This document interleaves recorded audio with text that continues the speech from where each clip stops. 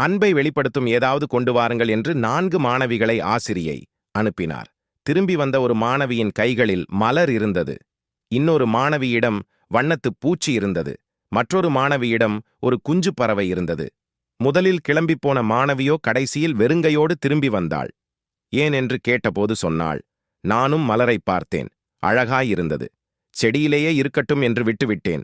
வண்ணத்துப் பூச்சியை பார்த்தேன், அழகாயிருந்தது. சுதந்திரமாய் பறக்கட்டும் என்று விட்டுவிட்டேன்.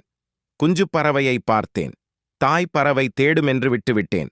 அந்த மாணவியை அணைத்துக் கொண்ட ஆசிரியை சொன்னார், அன்பு என்றால் இதுதான், ஒன்றுமே கொடுக்க வேண்டாம். எதையுமே பறிக்காமல் இருந்தால் அதுவே போதும். எதையும் யாரையும் காயப்படுத்தாமல் இருப்போமே. நாம் உலகிற்கு எதையேனும் கொடுக்க வேண்டுமென நினைத்தால் அன்பைக் கொடுப்போம். ஏனெனில் உலகில் எங்கும் பரவிக் கிடப்பது அன்பு ஒன்றுதான். ஆனால் உலகம் அதிகமாக ஏங்கிக் கிடப்பதும் அதே அன்புக்காகத்தான். அனைவரிடமும் அன்புடன் பழகுவோம்.